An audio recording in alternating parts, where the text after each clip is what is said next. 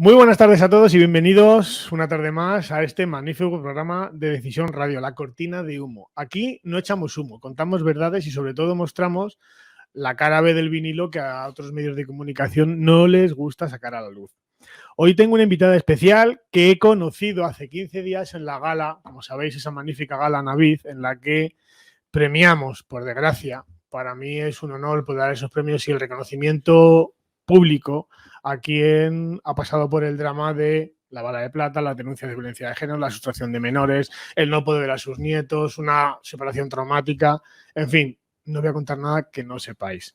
Y mi amigo Santiago Álvarez Barón y Javier Avellaneda me presentaron a la invitada de hoy, una magnífica letrada, que creo que vas a tener una tarde entretenida con el buen hacer jurídico de esta amiga ya, ¿no? Muy buenas tardes, María de la Torre. Muchas gracias por invitarme. Un placer que estés aquí, del despacho GIC Abogados. La conozco, digamos, indirectamente, aunque sea de oídas, porque me llamaron para conocer de un caso de uno de sus clientes con un tema de 3 niñas que abordaremos más adelante, o 3 hijos, ¿no? Pero en principio vamos a empezar a desgranar un poco quién es el invitado de hoy, la invitada de hoy, y en principio me gustaría, como siempre hacemos con todos nuestros invitados, es que nos definas o que nos digas quién es María de la Torre. Bueno, pues es una humilde letrada que está encantada de estar aquí, que trabaja lo que puede y en lo que puede, ¿no? En estos casos se refiere, y que, bueno, que yo he llegado a esta situación a llevar temas de estos más bien desde la perspectiva penal. Y sobre todo porque uno se da cuenta cuando se acerca a estos casos, y yo era una perfecta desconocedora hace años, del sufrimiento que este tipo de circunstancias irrogan para las personas, como tú bien has dicho, para los abuelos, para los padres, también por supuesto para algunas madres y para los niños, sobre todo para los niños. Hasta que no se vive desde dentro, no se ve. Mira, tú has nombrado todo, has nombrado todas las cosas que van sucediendo a lo largo de este proceso. Yo, como mujer y como abogado, me puedo permitir la licencia de exponerlas con toda claridad porque no soy sospechosa de ningún sesgo. Entonces, bueno, cuando uno va viendo este tipo de expedientes y va viendo que hay personas que van pasando como si fuera una gincana por una serie de circunstancias que están programadas, que es lo peor, que están totalmente programadas, y que el padre desconoce que su siguiente gincana va a ser peor que la anterior, y que va subiendo a nivel de intensidad emocional, física y psicológica, y que desgraciadamente muy pocos, yo creo, ¿no, Jesús?, llegan al final, por lo menos en circunstancias sanas, ¿no? Efectivamente, ese es el kit. Se llega, pero muy tocado. Muy tocado, se llega muy tocado. Entonces, cuando te introduces en todo esto, las personas que tenemos, yo creo que la tengo, un rasgo de humanidad, te envuelve, la situación te envuelve y bueno, intentas aportar lo que puedes, como es mi caso, ¿no? Entonces, para mí lo más traumático de todo lo que he conocido, ya llevo años, es la estrategia de la bala de plata. Esa me parece una estrategia muy cruel, muy miserable, muy dura, y yo desde aquí, y seguro que nos están escuchando muchísimas madres, les invito a la reflexión y que no se dejen aconsejar mal. Hablábamos hace un momento de los malos asesoramientos de los letrados. Sí. Yo creo que, de verdad, que ese asesoramiento que es cortoplacista, es decir, tú haces esto y tienes una victoria rápida, ¿no?, es una victoria pírrica, porque a quien te estás cargando y estás desnaturalizando es a tu propio hijo o hija, ¿no? Entonces, lo hablaba con un psiquiatra, un psiquiatra muy conocido en España, que me decía, dice, si esas madres valorasen las pruebas ginecológicas por las que tienen que pasar estos niños o niñas, ¿no?, que son verdaderamente traumáticas a edades muy tempranas, porque estamos hablando de niñas o niños de 6, 8, 10 años, que te van a marcar para toda tu vida, ¿no? Pues yo creo que a lo mejor el asesoramiento jurídico ¿no?, que se hace de manera rápida, ¿no?, pues no lo admitirían, y dirían, no, mira, prefiero una pelea más de, ¿no?, en igual. Entonces, con eso yo no estoy diciendo que no tengan derecho, tanto mujer como hombre, a pelear por lo que ella cree, ¿no? Cada pero uno, sin hacer daño a los demás. pero y sobre todo a tus propios hijos. A mí cuando se habla del tema de la bala de plata no sé si tengo la suerte o la desgracia que solamente tengo hijos varones, no tengo niñas, pero tiene que producir el mismo asco y repulsa el que alguien abuse de un niño o de una niña. Pero en el caso de que tengas una hija y en un proceso de separación, normalmente la estadística media dice que entre los 3 y 11 años es cuanto más denuncia de abuso sexual se pone por parte de las madres. No lo digo yo, lo dicen las estadísticas, informes forenses de muchos centros médicos donde pues terminan muchas sinvergüenzas denunciando barbaridades. Pero tengo especial recuerdo 2 casos muy excepcionales. Uno que me llegó hace muchos años de carambola y fue una madre que para simular una bala de plata, porque en un proceso de separación no la podían separar de su hijo porque era quien había parido, le introdujo un palo de madera de un helado a una niña de 3 años por el ano para simular una agresión sexual del padre.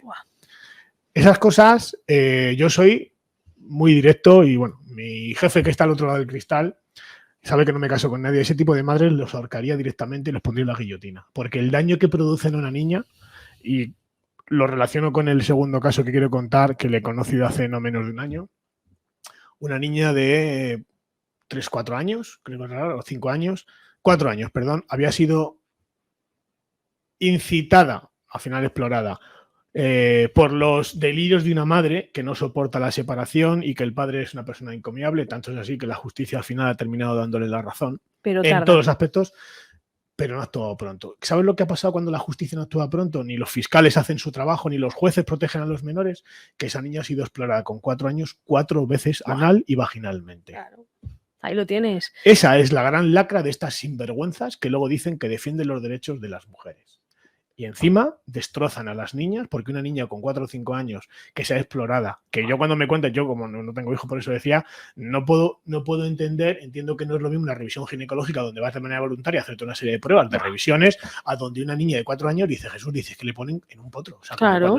Dice, y le hacen pruebas, dice, muy duras psicológicamente para una niña de 4 o 5 años. 4 veces. Incomprensibles. O sea, más que muy duras, porque aparte de la dureza, es que la niña no... Bueno, y eso tiene 4 años y a lo mejor es muy pequeñita y a lo mejor te voy a decir una barbaridad, sí. Y a lo mejor es mejor, porque es más inconsciente. Pero cuando estamos hablando ya de niñas de 8, 10, 11 años, eso es que es imposible de superar. Entonces yo, cuando hay abogados y abogadas que asesoran esto, yo, fíjate, tú dices tal, yo a esos abogados los expulsaría inmediatamente del colegio de abogados.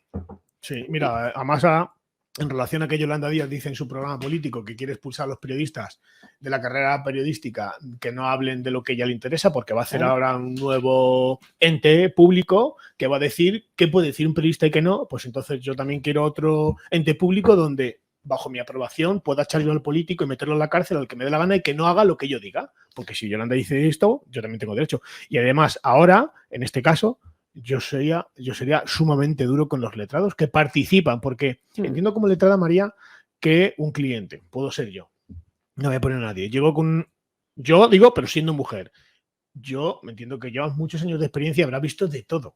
Cuando alguien llega a tu despacho, tuyo o cualquier letrado, en este caso llega al tuyo, y te cuenta una historia, entiendo que pides una serie de documentación, charlas, cambias impresiones, el lenguaje no verbal de la persona, ves que te acredita que no, cómo te lo explica, si aquí te ha dicho A y luego resulta que te dice B y luego C, después de 1 año y medio, 2 años de instrucción, cuando llevas a tu cliente ya, bueno, no te digo que pase el tema personal, pero conoces la causa lo suficiente, yo creo que hay una campanita en tu cerebro que dice, cuidado María, que esta clienta igual... Algo estás haciendo mal. Claro, efectivamente, claro. ¿Por qué se sigue defendiendo a esa persona con dinero público? Porque yo soy de los que pienso que cuando un letrado, y especialmente de turno de oficio de violencia de género, con dinero público estás dando cabida a un tipo de sinvergüenza, estás robando dinero público, malversando dinero y se lo estás robando realmente a la mujer que termina siendo asesinada. A esa mujer solamente queda abrirla en canal ante un juzgado y que sea condenada a pena de prisión. Ya está habiendo condenas, ya está habiendo condenas de 3 años de cárcel, tenemos 2 o 3 seguidas. Sí.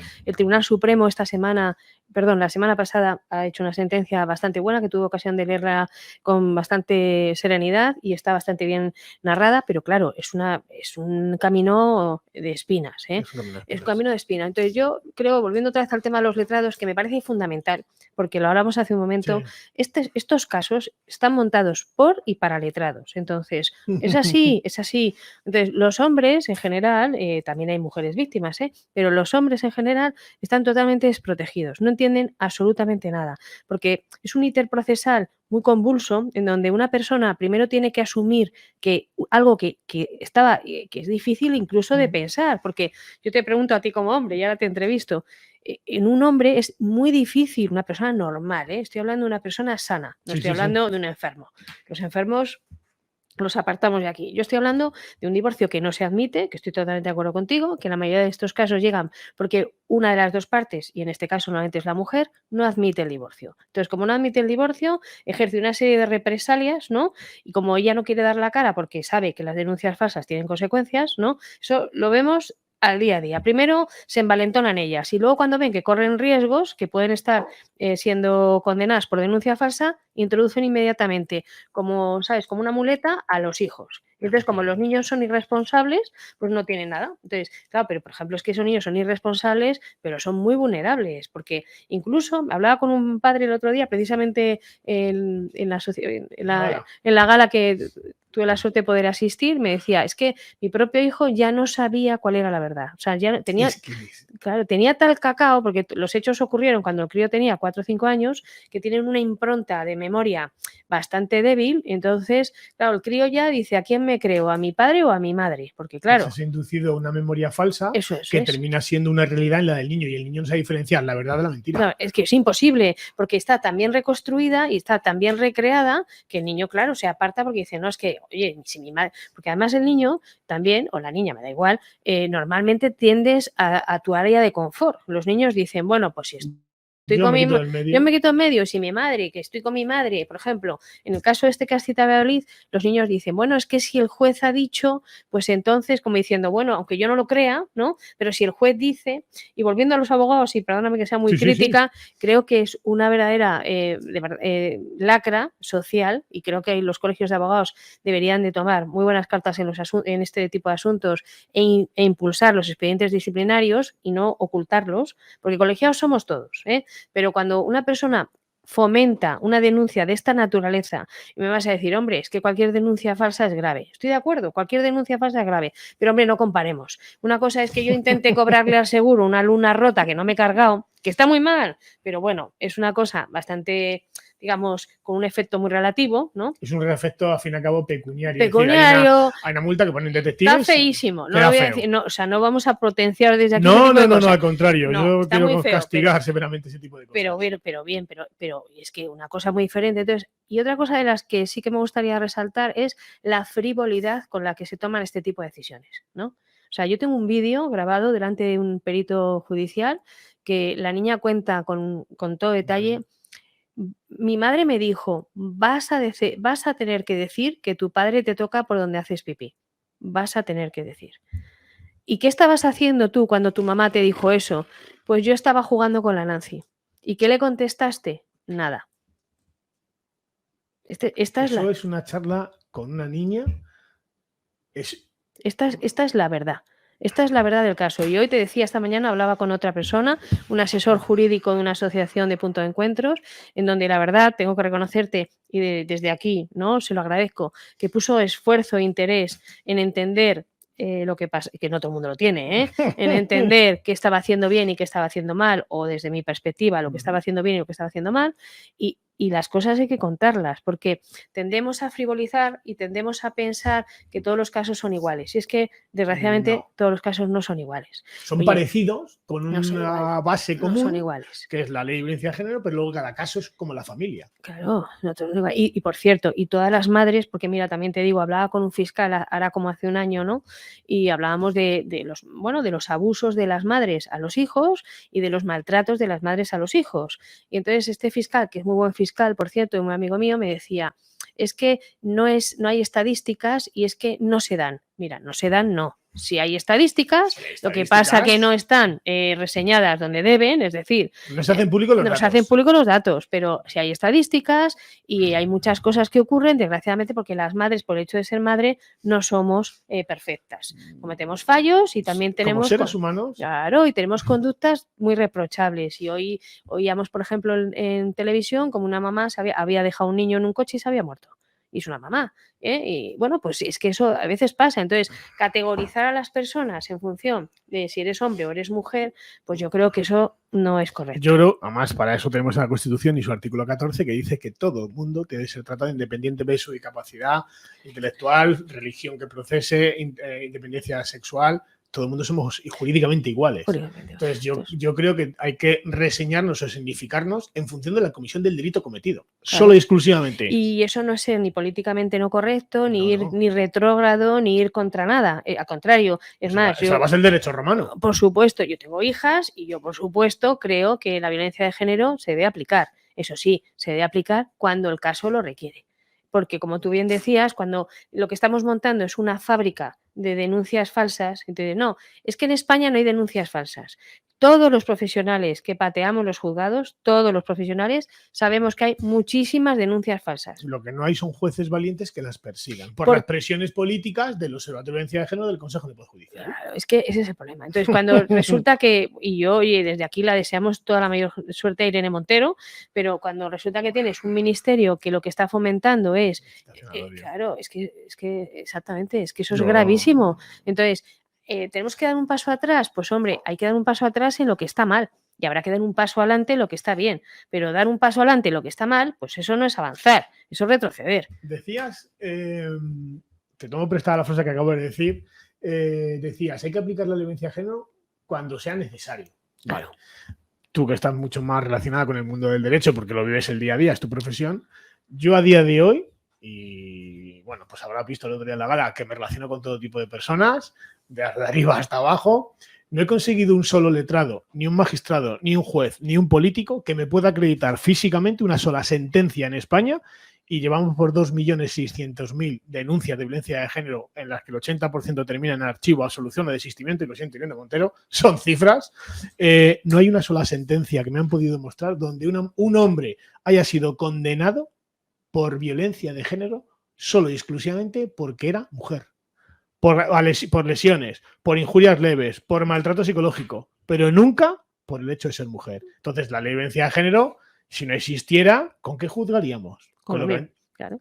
Con el derecho penal. Exactamente. Con el Código Penal que está establecido incluso de antes del 78. Claro, es decir, que había protección jurídica a las personas. Sí, pero ahí has tocado, ese es el hueso. Claro, es que esa es la diferencia. Entonces, ¿qué hace la violencia de género? La violencia de género lo que hace es cargarse el principio de inocencia. La presunción de inocencia se rompe, porque es como si tú tienes una reyerta con un policía. ¿Quién tiene la razón? Pues a priori la tiene el policía. ¿Por qué? Porque es una autoridad pública y se supone que un policía está contando algo que tiene un plus de... Pero un policía tiene presunción de veracidad en administrativo. Sí. En el tema penal, no. No, pero si tú, por ejemplo, en la calle tienes un problema con un policía y el policía dice que tú le has pegado, pues te tienes que esforzar mucho, mucho, mucho para que la versión del policía no predomine. Bueno, pues aquí es lo que pasa. Aquí la mujer es el policía. Entonces, el policía dice, es que tú me has insultado, es que tú me has vejado. Entonces, de hecho, ya sabes que hay una tendencia que implica quitar incluso la carga probatoria y simplemente por las meras manifestaciones. Entonces, condenar a una persona por meras manifestaciones, es que yo creo que además, y aquí me enciendo, es que, a ver, es que no se puede frivolizar ser un maltratador. Es que los españoles, los hombres, y yo tengo padres, hermanos, marido, es que no son maltratadores, no lo son. Entonces, frivolizar una categoría general de maltrato, es que eso sí que es retrógrado. O sea, hoy en día más que te digan que eres un maltratador o machista es casi peor decir que perteneces a ETA. O sea, hoy en día está tan significado. Yo creo que está mejor visto pertenecer a ETA que ser un machista. Sí. Yo ahora soy Irene Montero o soy Vic Rosell. Bueno. ¿Vale?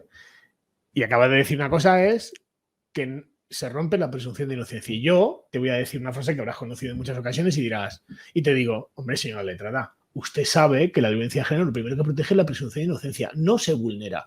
¿Cómo rompes esos argumentos? ¿Pero la presunción de inocencia de quién? Del hombre. No, es todo lo contrario, porque mira, si yo digo, este señor me ha pegado, y el hombre dice, yo no le he pegado, y no hay ninguna prueba, la presunción de inocencia en España se aplica en función de la culpabilidad ejercida. Es decir, si yo voy a ser el futuro culpable, el nasciturus culpable, el que ya estoy yendo de camino para el calabozo, hombre, la presunción de culpabilidad me la tienes que aplicar a mí. porque lo otro es, ¿no? La Es el que acusa. presunción de inocencia, me la tienes que aplicar a mí, que soy el que voy a salir mal parado de esa manifestación. Hombre, yo no puedo aplicar la presunción de inocencia a una persona que supuestamente ya es inocente porque es la que está acusando, ¿no?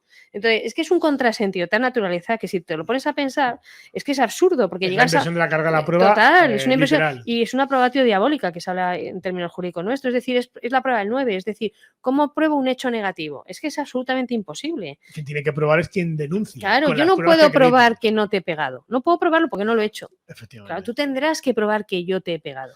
Pero ahí entra el juego jurídico que conocerás de la verosimilitud, la congruencia y la persistencia de la incriminación. Es decir, es que el testimonio de la denunciante es creíble, es consistente. Y entonces aquí te digo yo, entonces cuando el testimonio cambia 5 veces y además el fiscal le mete valor añadido porque además lo adereza con ciertos encajes de bolillo, vale, entonces esos 5 testimonios que van creciendo, ¿no?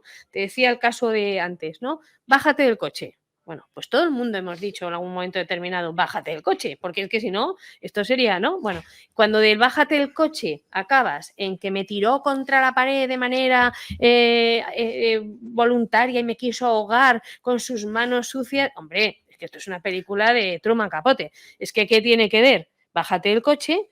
Claro, ellas se van dando cuenta, y lo siento, mujeres compañeras que sé que les molesta profundamente porque nos consideran unas disidentes, pero yo me considero una persona íntegra y digo la verdad.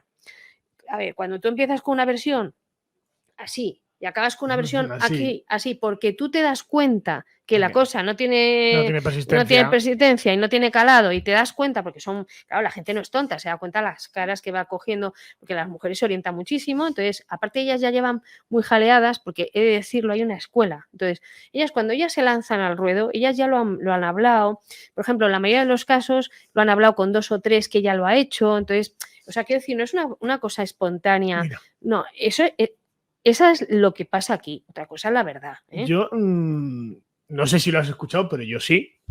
Y vamos a entrar ahora en ese caso famoso que hemos estado comentando afuera, porque es la letrada que lleva a un caso que a mí, a priori, me ha gustado mucho, que voy a intentar ayudarles en todo lo que pueda. No sé si has escuchado alguna vez, me consta que hay algunos despachos de mujeres donde tienen una sala, literalmente, adaptada y escenografiada como si fuese un juzgado. Sí. Y se adoctrina, se enseña y se manipula a la denunciante para que finja, incluso llore y se acostumbre a pedir el biombo. Y además se le repite una y otra vez lo que tiene que decir. Sí. ¿Eso te consta? Sí, me consta. Y además se les enseña cómo se tienen que sentar en sala, ¿no? Y además se les coloca en sala, porque eso la gente no lo sabe. Pero las salas de los juzgados tienen posición. Efectivamente. Y entonces cuando tienen posición, o sea, tú estás en el estrado, pues está en el centro de la sala, ¿no? Y esto, los hombres entran allí como corderetes. Sí, ¿no? Además que no te das cuenta en ese sentido, que siempre digo, fijaros en el lenguaje no verbal y la posición de las personas que están a vuestro alrededor. Claro, y la gente es que no ve nada, es que entran ahí, es como si le metieran un fogonazo de luz intensa y entonces se quedan totalmente flasheados, ¿no? Está el fiscal, ¿no? Y está la defensa. Entonces, a las mujeres en este tipo de cosas, es muy curioso, yo llevo muchos vídeos vistos, llevo muchos vídeos vistos y me ha llamado la atención, porque ese tipo de detalles, a mi casa se dice que el diablo está en los detalles, y es que es verdad, el detalle es muy mandatorio. Se las coloca de tal, las que no pueden pedir biombo, porque claro, hay muchos casos en donde la cosa, no admite. Claro, hombre, es que la cosa es tan absurda, lo de bájate del coche es que es tan absurdo, que cómo va a pedir una persona un biombo porque su exmarido le ha dicho bájate del coche, que eso es una tontería, un piano, pero simulan, ¿no? Recrean como si ella fuera una víctima. Entonces, me he encontrado casos, muy curioso, me he encontrado casos en donde colocan a estas señoras, las colocan como protegidas, un poco retranqueadas, como si no estuvieran en la sala, ¿no? Entonces, ellas se saben colocar y se colocan un poco como, no sé cómo decirte, como si estuvieras así languidecida, ¿no? Así, giran la cabeza, así, giran la cabeza, pero es que si tú ves 2 o 3, yo les recomiendo desde aquí que cambien las poses, porque es que es la misma. Sí. Es que ciertos despachos muy conocidos, que hemos hablado antes de ellos, teatralizan, lo saben hacer, el juicio. Y claro, y lo recrean. No es coña, o sea, lo recrean. No pensé que es broma, porque yo ya lo he escuchado y os podía decir los nombres de los despachos y las direcciones donde están, pero ahí lo vamos a dejar. Ahí lo vamos a dejar. Entonces recrean el acto, entonces normalmente los hombres se sientan de una manera un poco desordenada en la silla, ¿no? Primero porque están muy acelerados y porque no entienden nada, y cuando una persona no entiende nada, pues lógicamente está muy impactada, y ella se coloca en una posición totalmente, vamos, o sea... Además que tú cuando llegas a juicio, como bien dices, estamos un poco acelerados y parece que estamos que nos vamos a comer, como un toro cuando sale a la corrida. Y mientras que ellas están las pobres afligidas... Pero es todo teatro, todo teatro. Entonces las esconden en la sala. Entonces al hombre le suelen colocar en el centro. ¿Y a quién se coloca en el centro de una sala? No, al culpable. Ah, bueno, también, sí, efectivamente. Al culpable. Bueno, aquí no hay partes. Claro, aquí no hay partes. Aquí no hay partes. Aquí una parte no está desaparecida porque está escondida. Y el que está sentado en el centro, yo lo he ido observando, y con otra compañera muy amiga que nos íbamos riendo, porque es que es en el centro, le colocan en el centro, ¿no? Entonces, claro, entonces el juez que tiene a un tío enfrente, ¿no? Que ya está, es él, porque la otra persona no está. Y además cuando entra la propia presencia, en muchas, claro, está entrenado, se pone la cebollita antes de entrar y empiezan a llorar. Bueno, se ponen ahí como tristes, pero nosotras hemos tenido, yo te digo que hemos tenido la experiencia de ver dentro de una persona totalmente languidecida, tal, escondida, no sé qué, salir fuera. Y ponerse a dar saltos de alegría porque han conseguido que los niños los metan en un punto de encuentro. Y yo pregunto desde aquí, ¿alguien sabe el dolor que le causa a un niño? No lo saben. Yo lo he vivido durante 2 años. Y con todo mi respeto, y lo digo públicamente, y Marisa Sacristán en aquel momento estaba, ya no está por lo que me dicen, APROME es una vergüenza que se hizo una institución pública como esa. Y yo sabes que no me escondo de nadie, ni Marisa, ni APROME, ni Ayuntamiento de Madrid, no me escondo de nadie, porque os he grabado durante 2 años y he podido acreditar incluso con un notario que daba fe a las irregularidades del punto de encuentro. O sea, conseguí demostrar que se falsifican las actas de entrega de un niño. Entonces, claro, cuando ves este tipo de barbaridades, que una persona se alegre pegando botes, va a meter a los niños, con todo mi respeto, en un sitio prácticamente taurino, donde a los niños los van a vapulear, se les va a proteger en función de lo que diga la madre y se les va a destrozar en función de lo que diga el padre. Entonces, el punto de encuentro no es una buena referencia ni un buen sitio. Es más, hasta donde yo sé, los puntos de encuentro están, digamos, rediseñados de manera que una familia pase como máximo entre 4 a 6 meses. Sí, sí. Pero es que tiras 1 año, 2 y 3. Y lo prolongan. Entonces, hoy, por ejemplo, hablaba con esta persona, asesor jurídico de este punto de encuentro. Entonces, claro, yo me decía, no, es que aquí lo que se intenta es proteger al menor. Falso. Al menor no se le está protegiendo, porque si tú proteges al menor, tú cuentas la verdad. Y si tú verdaderamente quieres proteger al menor, tú tienes que contar que el niño entra totalmente jaleado, y que el niño entra allí y le ha dicho a su madre que le diga que el padre es muy malo, no quiero nada. Entonces te encuentras a padres que van allí con sus donuts, sus galletas, todo para merendar con el niño y hacer una tarde agradable, y el niño coge el donut, lo tira, no lo quiero. O por ejemplo, en el caso que os digo, esta niña que tiene 10 años, como no puede comer nada de que le dé el padre porque se lo ha prohibido la madre, y entonces la niña tiene miedo, mira la puerta de entrada del centro, de la estancia donde está. Que está la madre allí a ver si abre. No, porque ella sabe que los que están allí vigilan y luego se lo cuentan a la madre. Y entonces la cría se esconde, se va para una esquina, coge una galletita o lo que sea, la come y la come a escondidas. Entonces Vamos a hablar de este caso. Yo pregunto, no, pero este es caso y hay 70 casos así. Entonces dice, bueno, vamos a ver, tú eres un técnico, ¿no? Y estás ahí, tú eres un tío con unas capacidades altas, porque para eso estás en un punto de encuentro. Bueno, pero tú estás viendo mucho. ¿Eso por qué no lo reflejas en una intervención tuya? ¿Por qué cuando tú haces un informe de las visitas diarias, por qué tú no reflejas las actitudes correctas de los niños? Correctas en el sentido de manera íntegra, que es lo que tú dices. Y vamos a tu ejemplo, ¿no? Si eso está pasando, tu obligación es ponerlo por escrito. Es decir, este niño informar al juez. Este niño tiene esta conducta anómala, porque eso es una conducta anómala. Porque un niño que se tiene que esconder para comer una galleta que le dé el padre es una conducta muy anómala.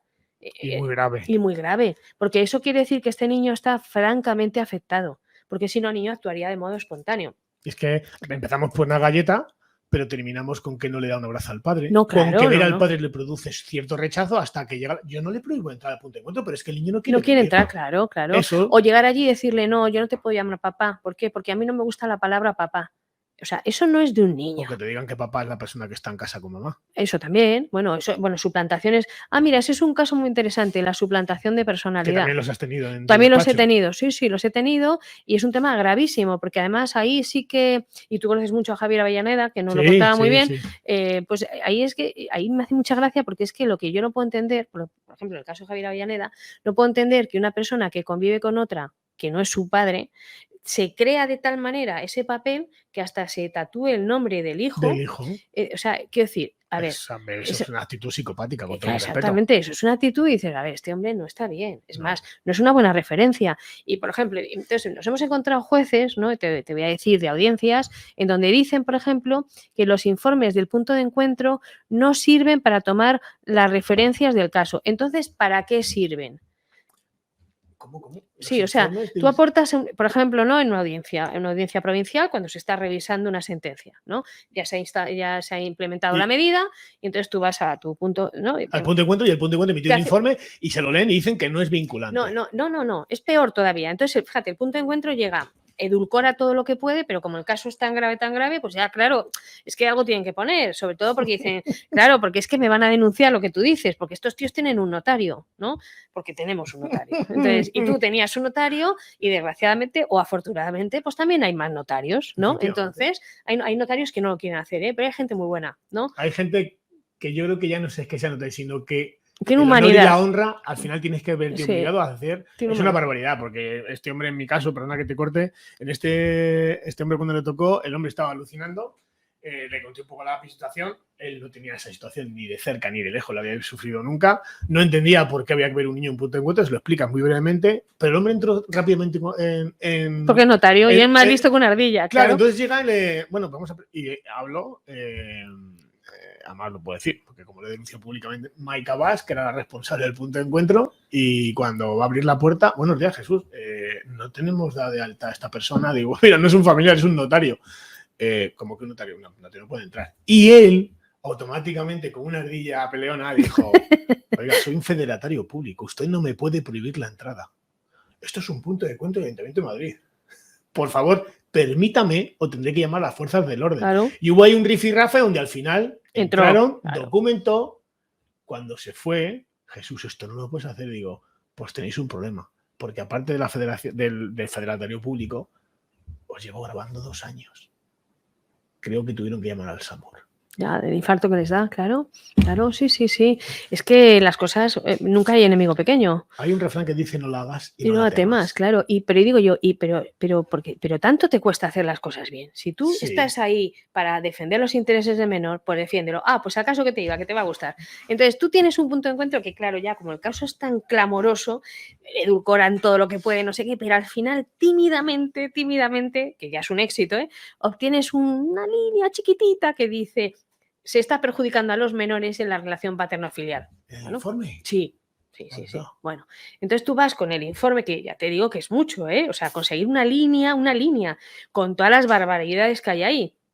Entonces consigues el informe y entonces tú vas ahí, ¿sabes?, cantando victoria porque dices, hombre, esto está meridiano, porque, ojo, que esa gente tiene una función primordial, que son auxiliares judiciales, que es otra cosa que también tenemos que decir. O sea, que esa gente, ellos mismos no se dan la categoría que verdaderamente tienen. Es una especie de perito testigo.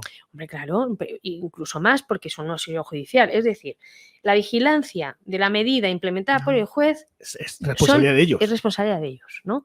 Entonces, yo creo que ellos se quitan esa responsabilidad porque o no la entienden o no la quieren, pero esa es la verdad. Es decir, si esa medida está siendo mal implementada, los responsables de esa implementación, ese punto de encuentro, y si esa medida está mal acordada, los responsables de levantar la mano y no... y que esa barbaridad o esa circunstancia perjudicial para el menor no continúe, son ellos. Bueno, esa responsabilidad no te la quieren asumir, pero bueno, voy un poco más al caso que te digo. Entonces vas tú con tu línea y media, que es un caso sí, muy me consta. Además, te insto a que un día traigas a tu cliente, sentaros ahí los dos y entrevistaros, porque vuestro caso me parece una barbaridad. Es una barbaridad. Entonces, tú vas con tu línea y media y entonces te encuentras un magistrado de sala, que tenemos que decir también, porque aquí nos escucha mucha gente que afortunadamente para ellos no tienen por qué tener conocimientos de esto. Un magistrado de sala es una persona muy importante, es decir, ya tiene una experiencia muy dilatada. No es un juez sustituto. No, ni es un juez sustituto, ni es un juez de instancia, que a veces en las instancias o las instrucciones, bueno, manejan un margen de maniobra más amplio, porque saben, un magistrado de sala ya no es un cualquiera, ¿eh? Un magistrado de sala es una persona jurídica importante y una experiencia judicial amplísima, porque para eso está ahí. Y ya si te encuentras con un magistrado de sala cerca de los 70 años, pues hombre, ya la cosa es que es un magistrado de sala con un peso específico. Y te encuentras una resolución que dice que lo que diga el punto de encuentro a él no le dice nada porque son visitas, pues hombre. A lo mejor es que, con todo mi respeto, a lo mejor es que es muy progre y no ve que eso puede perjudicar gravemente a un menor. Bueno, yo creo que, claro, que si hubiera sido a la inversa, yo creo que si en ese documento dice el padre cada vez que viene la monta gorda y los niños tal, entonces, vamos, es que el padre sale detenido, pero con... 94 del Código Civil y no ves a tus hijos en 2 años. En 2 años. Pero cuando dice que la medida que ha implementado su antiguo compañero, su todavía compañero, es mala para los niños, entonces el informe no lo quiero. Es que es incomprensible. Dices, pero bueno, vamos a ver, ¿qué gana esta persona haciendo eso? Pero hombre, ¿no será mucho mejor hacer las cosas como son? Porque claro, ¿qué pasa? Que si estas personas piensan que son invencibles, es decir, si estas personas piensan que pueden ir por la vida abusando de todo, abusando del derecho, utilizando a los hijos, instrumentalizando los puntos de encuentro y que al final de todo nunca pasa nada, es que estas personas se vuelven tóxicas, se vuelven muy peligrosas porque no hay límites. Y esto es como si te tomas, como si a un niño le dejas un bote de caramelos, pues se los va a comer todos. Entonces al final llega el gran empacho. Reconducir eso es dificilísimo. Dificilísimo, porque las señoras, o en este caso estas mujeres, se crean lo que se llama el estigma de autoridad. Es un caso bastante patológico, que es que ellas se creen que son el juez y que el juez son ellas, ¿no? Y que como ellas pueden hacer y decir lo que les da la gana, están casi al mismo nivel. Es un poco el... Es un síndrome de emperador. Efectivamente. Sí, es un síndrome de emperador porque nadie le ha puesto en su sitio ni nadie le ha parado los pies. ¿Qué pasa? Que se van creando con un cierto poder que nadie les dice hasta aquí habéis llegado. Claro. Los jueces cada vez tienen más miedo a enfrentarse a una mujer ciertamente empoderada con el feminismo porque tiene el juez miedo a que esa señora se vaya a un medio de comunicación, salga y le digan, el juez me ha... Oiga, señor, pero es que usted lleva una toga y tiene que defender por encima de todo el derecho. Claro, no el torcido, el derecho. Entonces, claro, estas personas luego tienen un síndrome adaptativo tremendo, porque, claro, esto no es eterno. Y el juez que tira por la ventana ese informe, pues no va a ser siempre ese juez, y además eso no es eterno. Esa decisión se revoca y esa decisión se pone en evidencia y esa decisión al final se revisa. Y cuando se revisa y se encuentra que el juez aplica la norma y aplica la ley, que es lo que tiene que aplicar, sin sesgos, lo siento. Y sin interpretaciones. Y sin interpretaciones extrañas, porque es que el técnico, el auxilio judicial, que es el técnico especialista en la materia, te está diciendo que esta medida es mala y es contraproducente, y tú no tienes capacidad para evaluar si los niños están contentos o no, porque tú no estás ahí, tú tienes que fiarte de tu auxilio judicial. Y dices, no, bueno, es que no me dice nada. ¿Cómo que no le dice nada? Si es que usted le está... Le dice todo, en una frase. Todo le dice en una frase. Le está manifestando una alerta, gravísima. Pues, hombre, es que entonces... Yo ya no digo que tome una decisión ya, pero igual sería bueno hacer una peritación o una cámara GESEL donde usted con el Ministerio Fiscal pueda ver la interacción entre un profesional y los niños. Bueno, yo soy un poco más agresiva que tú. Yo creo que en el momento en el que alguien tiene encima de la mesa un problema para un menor, hay que actuar de manera inmediata. Y es que la ley lo dice así. Y la nueva ley de menores, ¿no? Sí. Lo dice así. Es decir, cuando un menor está en riesgo, hay que actuar de manera inmediata. Es que no hay sábado ni hay domingos. Porque ¿quién te dice a ti que ese niño al día siguiente no coge y se suicida, por ejemplo? ¿Quién asume esa responsabilidad? ¿Quién asume esa responsabilidad? Los jueces no la asumen. Claro, ¿quién asume eso? Se cagan de miedo y se mean encima. Cuando, Dios no quiera que tome una medida no muy coercitiva contra el denunciado y la mujer le pase algo, ahora si le pasa a un niño, bueno, la mata la madre. La mata la madre, es que estaba enferma. Bueno, conocemos perfectamente. El caso que fuimos el otro día, el caso de Eugenio, que a mí me parece dramático.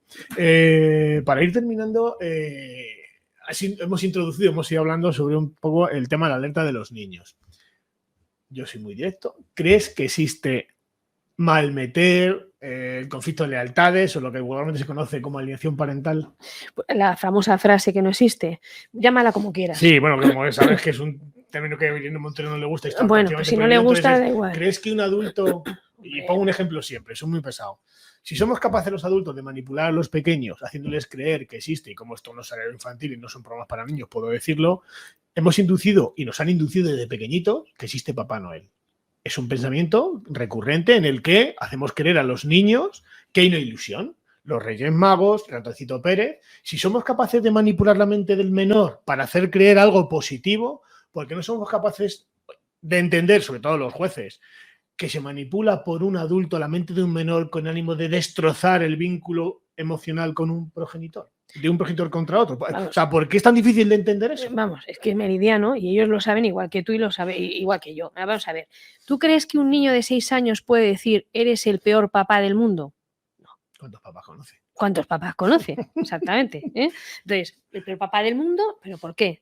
Eres un ser despreciable. ¿Tú crees que esas frases pueden ser de un niño de 6, 8, 10 años?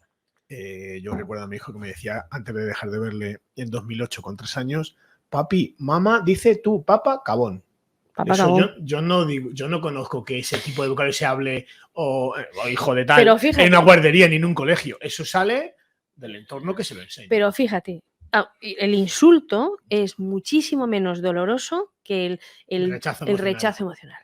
O sea, porque yo, imagínate, yo soy una madre muy cabreada con mi exmarido y tal, es un cabrón, no sé qué. Eso no tiene trascendencia.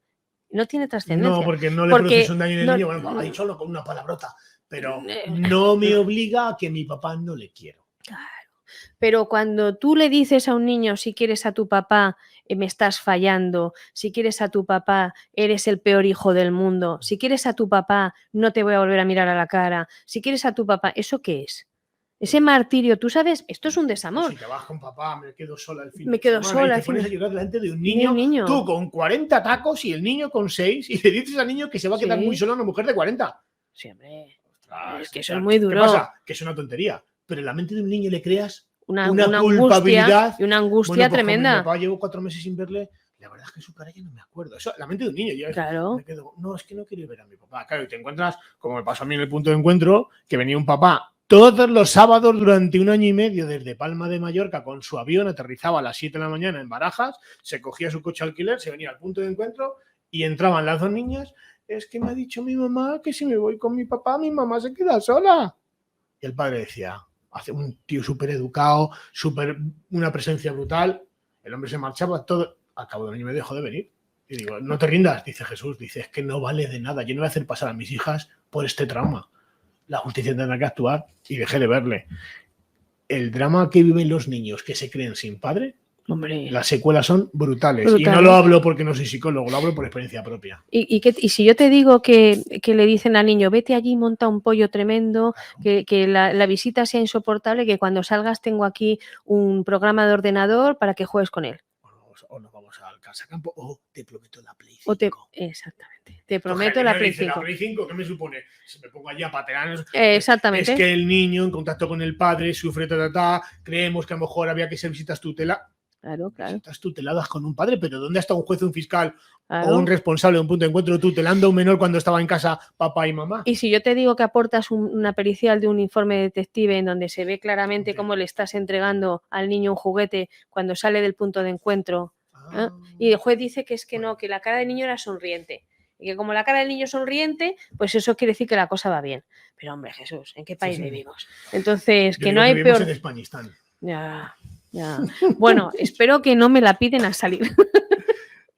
No, es más, tienes aquí tu casa. Muchas gracias. Es un placer que cada vez más gente, como verás, aquí no coartamos la libertad. Dejamos hablar todo lo que queráis, exponemos cualquier tipo de tema, guardamos respeto a todas las personas y sobre todo, creo que humildemente la parte que a mí me corresponde y José Antonio también, hablamos con carga de prueba. Sí, sobre todo, eso sí. Porque la experiencia que puede tener una letrada como tú y la experiencia que tengo yo ayudando humildemente en lo que a mí me toca con papás y lo que me ha tocado vivir, a mí nadie me puede contar que Dumbo vuela, porque yo sé que va por las orejas muy grandes. Dumbo tiene que andar como todos los elefantes.